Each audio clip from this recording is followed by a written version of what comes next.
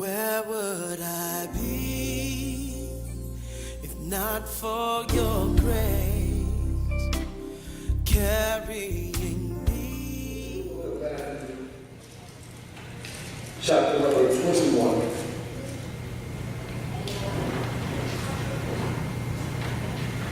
Beginning at verse number 23.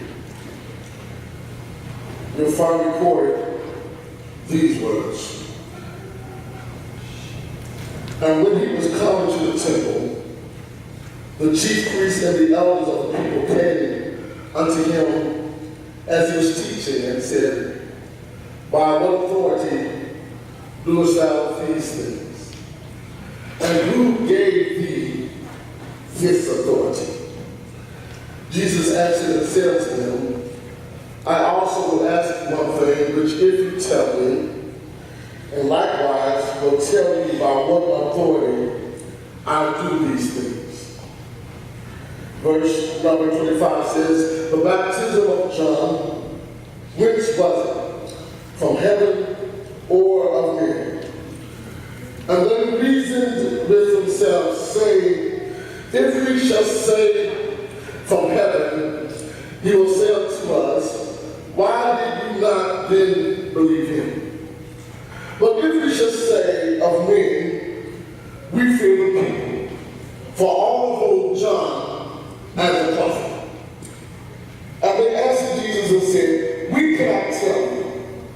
And he said unto them, Neither tell I you by what authority I do these things. For the time that is mine, I'd like to take this text with the subject, I refuse to stay in the box. Look at your neighbor. Say, neighbor, oh neighbor. Oh neighbor. I refuse to stay in the box. My mother used to always say these words, before you get out of the box that you're in, you need to know what box you're in. And can I tell you that many of us are always talking about thinking out of the box, getting out of the box, without really knowing the box that you really are in. And the truth of the matter is, when we talk about the box, we're talking about prescribing to someone else's preconceived ideas and notions of ourselves and what life ought to be like for us. And there are a lot of people in life right now who are in the box. When I think about Oprah Winfrey and her life, she is now recorded to be one of the richest persons in the world. She's worth about $3 to $4 billion. Last year, she made over $75 million in salary. And although we see her being a celebrated talk show host, we see her being an owner of her own television production company, the truth of the matter is that she did not start off. Never judge a person's beginning to indicate where their end will be. Because where you begin is not always where you end up. Because if you knew anything about Oprah Winfrey, one thing you would know that she was born into poverty in Mississippi. You would find out that when she moved to Milwaukee, Wisconsin, she had been abused by her uncle and her cousins. If you read her biography, you'll find out that she went to live with her godfather, her father, and he raised her in Tennessee. And you'll find out that she became Miss Tennessee despite all that she had gone through, despite the fact that she was a product of a teenage mother. She did have a baby at the age of 14 who died. She went over and graduated from high school. She was in the box. The box said that when you go to college, you ought to stay in college. But Oprah Winfrey did something that nobody and very few of us will do. She decided to defy the odds. So she dropped out of college and started working in her field. And I come to tell you that many of us never really meet and go to our destination because we are afraid to take risks. You remember the famous poem by Robert Frost when he said, These golden words, two rows diverged in yellow wood, and so I could not travel, and long I stood where they went to the undergrowth. And at the end of his poem, he two rows in the yellow wood.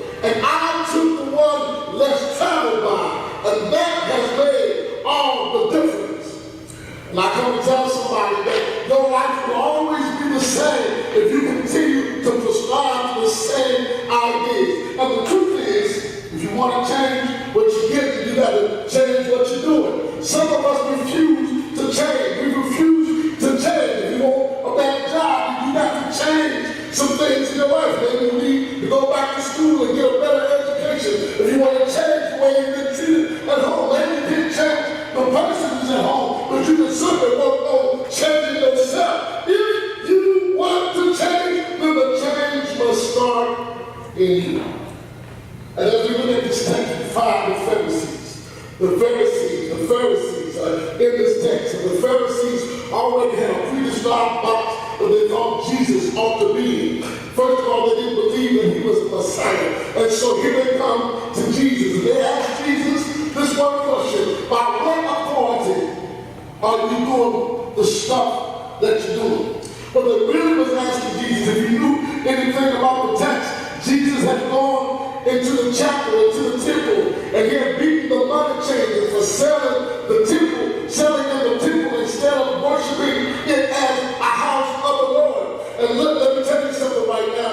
You got to be careful of how you celebrate, because what you do in the temple will identify how you worship and how your honor to God is. God is saying that I'm looking for some folk who don't mind worshiping me in the temple and not coming to the church as if it's just a place. And God is looking for some folk who want to worship him in the temple. Jesus, after his triumphant entry, and said, by what authority do you do this? And right now, people are asking you the same question. If you claim the name of Christ Jesus, by what authority do you come and claim to be God's child? Who gave you authority to move out of the neighborhood that you live in? Who gave you authority to go to the school that you attended? By what authority are you working for in God's house? By what authority do you walk in and you know and tell people about the love of Jesus Christ? The question is being asked today. By what authority do you work? I can tell you that Jesus refused to be put in a box. He refused to be limited. And they asked him the question, what authority has he given these things? Well, I come to tell you that when you have been questioned and asked, this is a good time for you to have a response like Jesus. And your response ought to be a response of a challenge that will dumbfound them and make them reconsider what they're asking. And anybody who knows anything about a challenge means to dispute someone's truth or validity about you. And it's time for you to start challenging folk who want to dispute what God has called you to do. Look what Jesus does. The first thing Jesus does is he challenged them.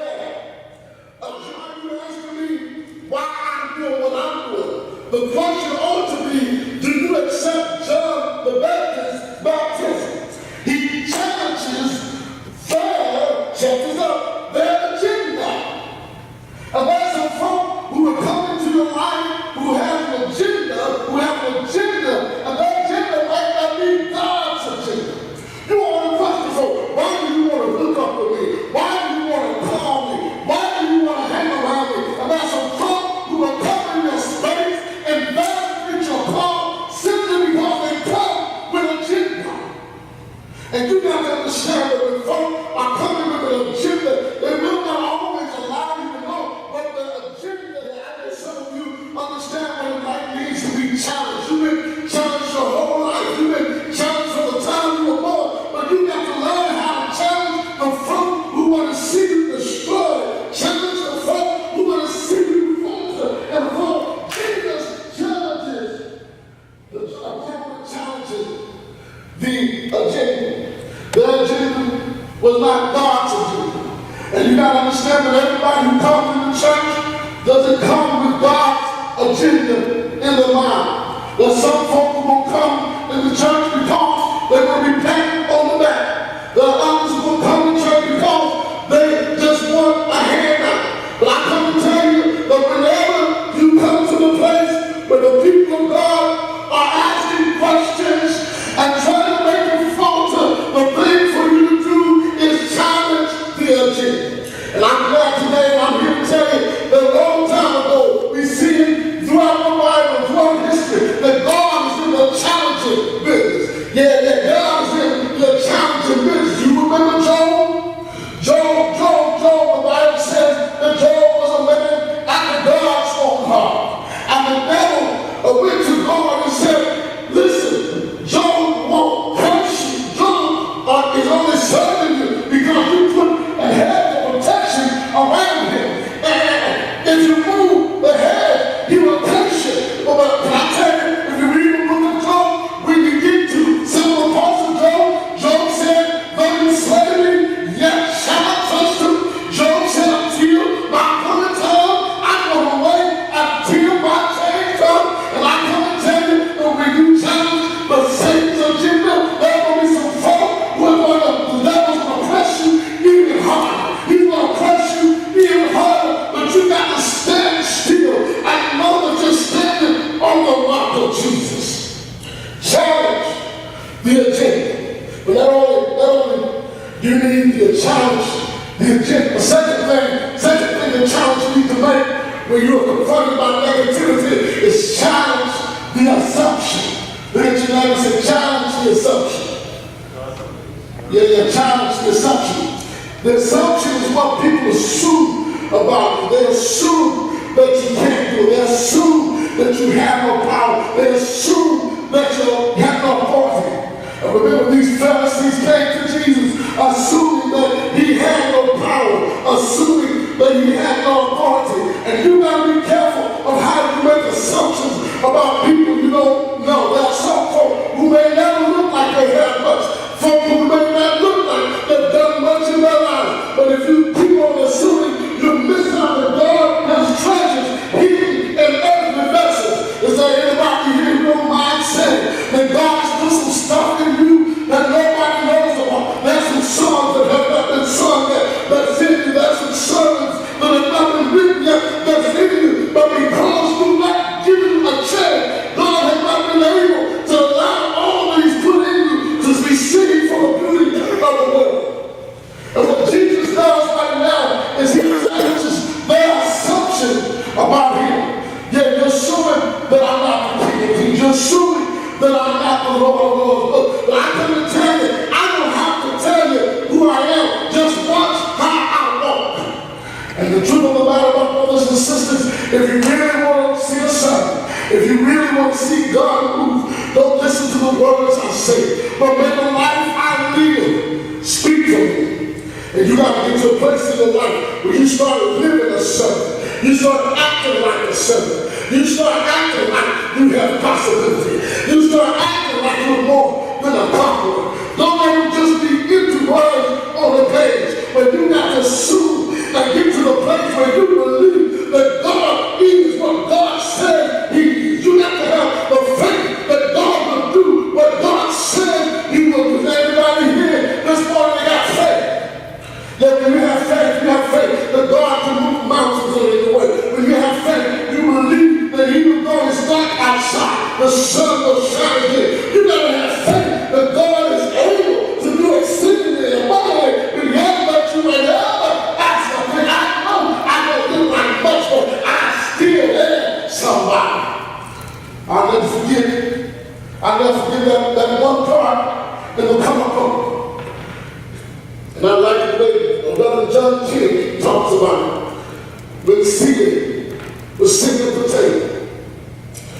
And Mr.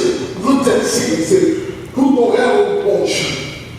You're black, you're ugly, you're a woman. Who gonna want you? Stephen looked at Mr. with determination in her eyes. And she said, I might be black. I might be poor, I might even be a woman, but I'm you. And I come to tell somebody, the fact that you're still breathing today, the fact that you went through what you've gone through, the fact that you survived the accidents and everything in life that was going away is a determination factor that you have the audacity to keep hope alive despite everything that the devil threw at you. You've got to start challenging the assumptions in our society. says that our black men are destined for prison, but it's time for the church to stand up and challenge the assumption. I know the assumption says right now that if you're single female with children, it's harder for your children to go to college. Challenge the assumption, because I believe deep in my mind and in my soul that one with God constitutes. So the God is so when God is on my side, I might be little, but God has a way of taking little and multiplying. Don't you remember? He took the little boys of fish shells and made enough to feed 5,000 folk. Challenge the assumption. And these Pharisees could not understand how Jesus had challenged the assumption that he was Messiah. Challenge the assumption of his power. The last thing, I'm going to leave you right here. Not only do you challenge the agenda, not only do you challenge the assumption, the last thing, you ought to challenge when folk are negative and try to make you think that you're less than what you are. You need to challenge their authority. Look at what the text says. The text says, look at it. He says in verse 24, I likewise will tell you by what authority I do these things. If you can tell me this, the baptism of John, which was from heaven or men. And check out what happened. And they reasoned with themselves, saying, if we shall say from heaven, he will say unto us, why did you not then believe him? But if we shall say of men, we fear the people, for all hold John as a prophet. And they answered Jesus, check out what they said, we cannot tell you. And he said unto them, neither can I tell you anything. In other words, he silenced them when he challenged their authority. And one thing you got to understand about the Pharisees, that they didn't really have true authority, because they were not there because of the king, of the emperor. They were not there because of some right of passages, but they were there because they had people backing them up, the church folk backing them up. And the problem was that John the Baptist also had church folk backing him up. And so Jesus kindly asked them the question, now listen, can you tell me that John baptized folk? Which authority did he have to baptize folk? This is a trick question for them, because if they said that John's authority came from heaven, then they would have to proclaim that Jesus Christ is indeed the Messiah. And then the second problem is, if they said that John the Baptist's authority did not come from God, then they would have a revolt on their heads, because John the Baptist was supported by the very people who put them in power. And so he silenced them, and they said, we just don't know. And I come to tell somebody that you got to get to a place where you start using your mind, your intellect, and your spiritual gifts to respond to folk who don't have an agenda and who don't understand what God is carrying you. I come to tell somebody, don't you get busy and worried about folk who are trying to cast you out because they really don't have no authority. Don't you worry about folk when they talk about you, misuse you, and tell you what you can't do. Because the truth of the matter is, they really don't have any authority. But Jesus lets them know that all of his power and all of his authority does not come from me.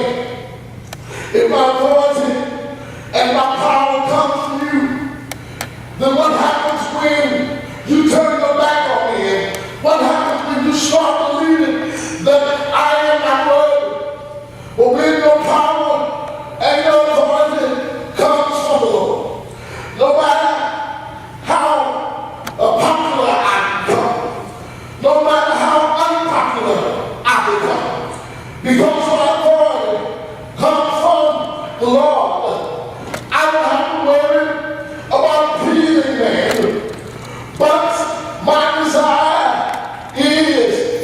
the Lord. So I come to tell somebody who's in somebody else's box. It's time for you to get out of the box, because God has more work for you to do. I don't worry about tomorrow. I just live from day to day. I don't want from the sunshine. Clouds, they turn gray. My morning and my help comes from the Lord. And because it comes from the Lord will take care of me. Be not dismayed, whatever betide, God will take care of me.